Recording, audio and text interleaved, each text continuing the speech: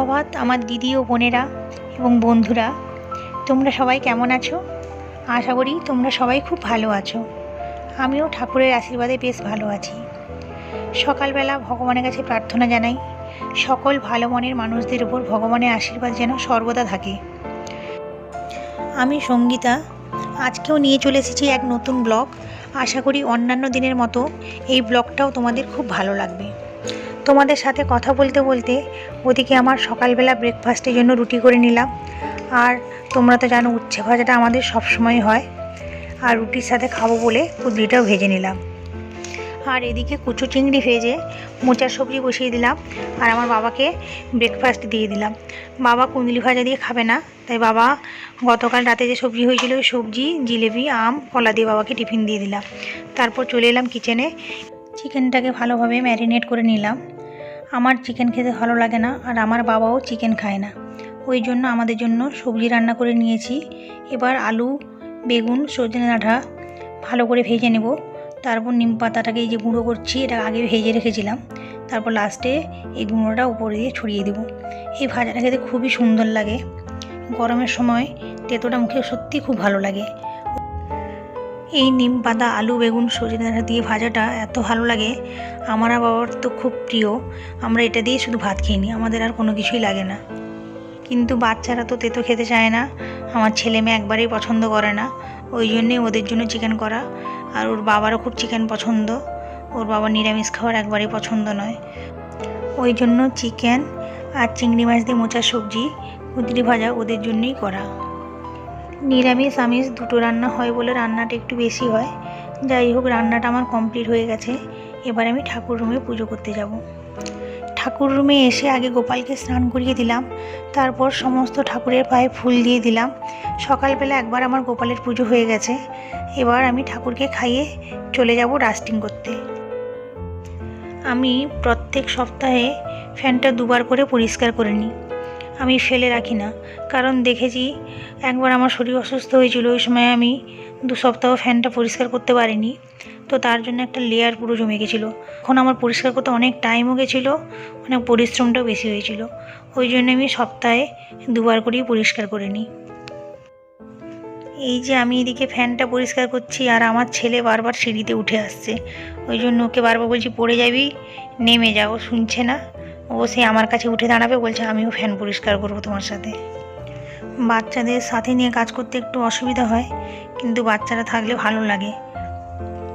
ডাস্টিংয়ের কাপড়টা চেঞ্জ করতে এসে বাইরের এই প্রাকৃতিক দৃশ্যটা দেখে তোমাদের সাথেও শেয়ার করতে ইচ্ছে হলো।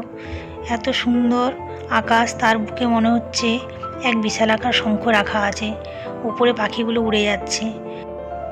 আমার প্রাকৃতিক দৃশ্য দেখতে এত ভালো লাগে, তা বলে বোঝাবার মতো নয়। আমি প্রাকৃতিক দৃশ্য দেখলে তার মধ্যে যেন হারিয়ে যাই নিজে।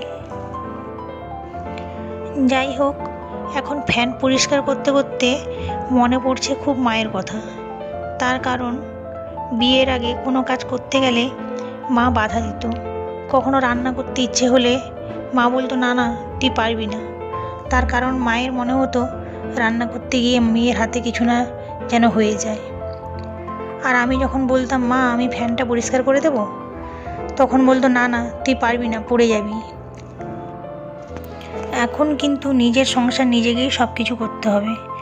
জীবনের প্রত্যেকটা ধাপে বয়সের সাথে সাথে প্রত্যেকটা মেয়ের জীবনে আসে এক নতুন অধ্যায়, এক নতুন অভিজ্ঞতা।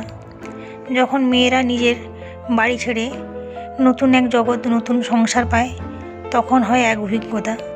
তারপর যখন আবার মা হয়, তখন হয় আরেক অভিজ্ঞতা। জীবনে ওঠাপড়ার মধ্য দিয়ে চলতে থাকে প্রত্যেক নারীর জীবন। প্রত্যেকের জীবনে সুখ দুঃখ দুই মিলেই থাকে, কারুর জীবনে একটু বেশি বা কারুর কম। কিন্তু একটা কথা ঠিক যে ওই নারী বেশি সুখী হয় যার হাত ধরেও এসেছে, ওই ভালোবাসার মানুষ যাকে আমরা পতি পরমেশ্বর বলি। ওই মানুষ যদি ওর মনের দুঃখ কষ্ট বোঝে, আমার মনে হয় ওই নারী জীবনে বেশি সুখী। কিন্তু তার যদি উল্টোটা হয়, তাহলে তোমরা তো বুঝতেই পারছো ওর জীবনটা কেমন হয়। যাই হোক, তোমাদের সাথে কথা বলতে বলতে আমার ওপরের ফ্যানগুলো মুছে আমি নিচের ফ্ল্যাটে চলে এসেছি।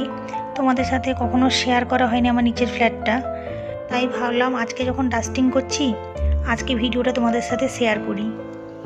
আমার ছেলে এক সাইড থেকে সব লাইটগুলো জ্বালিয়ে যাচ্ছে, ওরা নিচের ফ্ল্যাটে এলে চারিদিকে সব লাইট জ্বালিয়ে দেয়। দুই ভাই বোনে মিলে খুব মজা করে।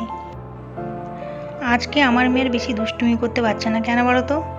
আজকে আমার মেয়েকে এই ভিডিও তোলাতে বলেছি হেল্প করতে, আর আমি যদি স্ট্যান্ড দিয়ে ভিডিও করতাম ওই ভিডিও আর শেয়ার করার মতো অবস্থায় থাকতো না। তার কারণ দুই ভাই বোনে ক্যামেরার সামনে ওদের দুষ্টুমি করে দেখাতো, আর আমি এদিকে কি করছি কিছুই আসতো না। আর স্ট্যান্ড লাগিয়ে ভিডিও করতে গিয়ে আমি দুবার ঠকেছি। দুবার দেখলাম আমি এদিকে কাজ করছি আর ওরা ওদিকে কখনো ভিডিও পজ করছে, কখনো বা নিজেদের কারুকার্য করে দেখাচ্ছে, আর ওই ভিডিওগুলো শেয়ার করার পক্ষে মোটেও উপযুক্ত ছিল না। তাই আজকে আমার মেয়ের হাতে ফোন তুলে দিয়ে বলেছি, তোর আজকে ট্যালেন্ট সবাই দেখবে, যদি সুন্দরভাবে ভিডিও করতে পারিস তোকে ডেকে একটা প্রাইজ দেওয়া হবে। ও বলছে সত্যি? আমি বলেছি হ্যাঁ, তুই ভালো করে ভিডিও কর, তোর জন্য একটা বড় প্রাইজ আছে। আমি ঘর পরিষ্কার পরিচ্ছন্ন রাখতে খুব ভালোবাসি। কোথাও যদি নোংরা থাকে আমার মাথার মধ্যে ওটা চলতে থাকে, যতক্ষণ না পরিষ্কার করব ততক্ষণ আমার মাথার মধ্যে ওই কথাটাই আসবে, ওটা এখনও পরিষ্কার হলো না তো। বাচ্চাকে হয়তো খাওয়াচ্ছি বসে, সেটাই মনে হচ্ছে কখন খাবারটা ফিনিশ করবে তারপর আমি গিয়ে ওটা পরিষ্কার করব। ঘর যত পরিষ্কার পরিচ্ছন্ন থাকবে ওই ঘরে বলে লক্ষ্মী মাতার বাস হয়। তাই আমি সবসময় চেষ্টা করি জিনিসপত্রগুলো গুছিয়ে রাখার। বিশেষ করে খাবার খাওয়ার সময় এক জায়গায় বসে খাওয়া উচিত, কিন্তু বাচ্চারা তো আর শোনে না। বাচ্চারা কখনো বেডে বা কখনো সোফায় বসে খাবার খায়। ওরা ওখানটায় বসে খাওয়ার পর ওদের খাওয়া হয়ে গেলে আমি ওখানটায় গঙ্গা জল ছিটিয়ে জায়গাটাকে ভালো করে পরিষ্কার করে নিই, কিন্তু বড়দের তো ওটা করা কখনো উচিত নয়। ঘরের এদিক ওদিক বসে খাবার খেলে বলে লক্ষ্মীমাতা রুষ্ট হয়, তো ওতে আর্থিক অবস্থার অবনতি ঘটে। তাই আমি ওই জন্য নির্দিষ্ট জায়গায় বসে ডাইনিং টেবিলেই খাবার খাই।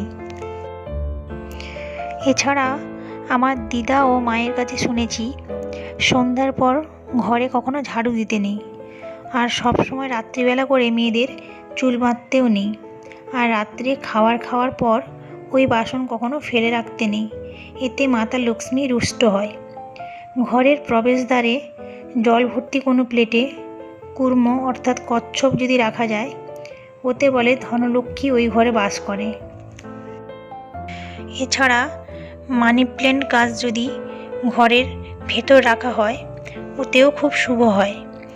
মানি প্ল্যান্ট গাছ কিনে এনে ঘরের বাইরে লাগাতে নেই, মানি প্ল্যান্ট গাছ কিনে ওটাকে নিয়ম করে ঘরের ভেতর লাগাতে হয়।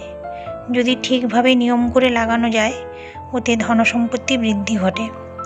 আমি নিয়ম করে মানি প্ল্যান্ট গাছ ঘরের ভেতর লাগিয়েছি, আর দেখবে ওই গাছটা যদি বাড়তে থাকে ওটা খুব শুভ সময়েরও ইঙ্গিত দেয়। ওই একটা গাছ থেকে অনেক মানি প্ল্যান্ট গাছ হয়ে যাবে। গুরুজনেরা যে কথা বলেন বা ওনারা আমাকে যে উপদেশ দেন আমি যথাসম্ভব চেষ্টা করি ওই কথাগুলো শোনার।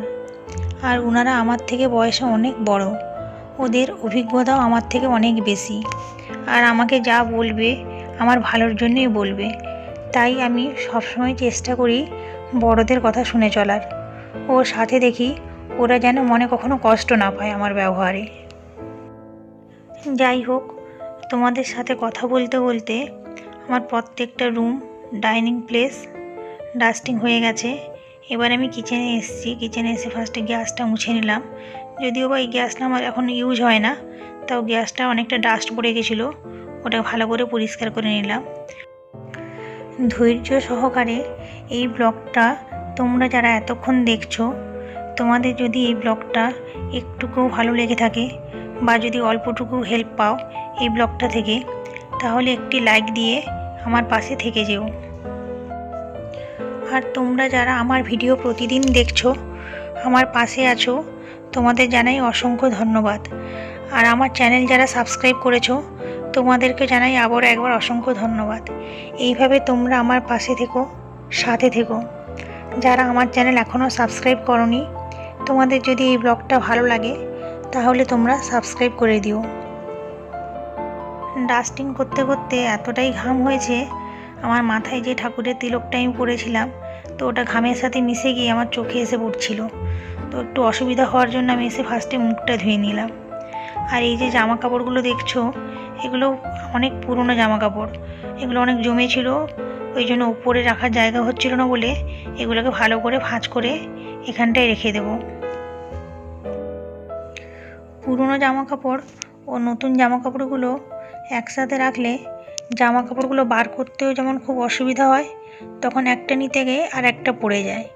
ওই জন্য আমি সবসময় জামা কাপড়গুলো আলাদা আলাদা পাটে জামা কাপড়গুলো গুছিয়ে রাখি। এতে যেমন দেখতেও ভালো লাগে, আর যে জিনিসটা যখন প্রয়োজন সাথে সাথে পাওয়াও যায়। শাড়ির জন্য একটা আলাদা পাট করি, আর লেগিংসের জন্য একটা আলাদা পাট, আর যখন স্যালোয়ারগুলো করি স্যালোয়ারগুলোর জন্য একটা আলাদা পাট করে রাখি। আর বাচ্চাদের জামা কাপড়গুলো একবার আলাদা করে ওদের একটা আলাদা সেলফ করে রাখি। আমার কিছু জামা কাপড় এখনও আছে বিয়ের আগে, যখন আমি ক্লাস 12-এ পড়তাম তখনকার সোয়েটারও আছে। আমি প্রত্যেকটা জিনিস এখনও পর্যন্ত গুছিয়ে রেখেছি, আর জিনিসগুলো পুরো সুন্দর আছে, কোনো জিনিস ছিঁড়েও যায়নি আর ময়লাও হয়নি, পুরো দেখলে মনে হবে পুরো নতুনের মতন। এই যে হাতে আমি যেটা ভাঁজ করছি এখন, এই হাউস কোটটা, এটা আমার ক্লাস 12-এর। এটা আমাকে আমার এক পিসি দিয়েছিল, এটা এখন আমি যত্ন করে রেখেছি। এই যে আমার জামা কাপড়গুলো সব ভাঁজ করা হয়ে গেছে, এবার একটা একটা করে গুছিয়ে রাখছি। আর এদিকে আমার ছেলে বলছে আমাকে দাও মাম্মা, আমি সব গুছিয়ে রাখবো। আমি বললাম না, তোকে গুছিয়ে রাখতে হবে না, তুই আমাকে হাতে করে একটা একটা করে দে, আমাকে এই হেল্পটা করে দে। বলছে ঠিক আছে। ওকে মোটামুটি কিছু না কিছু কাজ করতে দিতে হবে, না করতে দিলেই ওর কান্না শুরু হয়ে যাবে। এদিকে কাজ করতে করতে ওদের সাথে গল্প করতে করতেই করতে হচ্ছে, তা না হলে এতক্ষণ ওরা চুপ করে বসে থাকার নয়। আর বাচ্চাদের সাথে একটু গল্প করে করে না করলেও ওরা এতক্ষণ ধৈর্য ধরে বসে থাকতেও পারবে না। এই যে আমার ছেলে কোলে উঠে এলো, বলছে ওকে অনেকক্ষণ আদর করা হয়নি, কোলে নেওয়া হয়নি, ওই জন্য পিঠে লাফিয়ে চলে এলো। বন্ধুরা, আজকের ব্লগ আমি এখানেই শেষ করছি। নতুন ব্লগ নিয়ে আবার পরে দেখা হবে।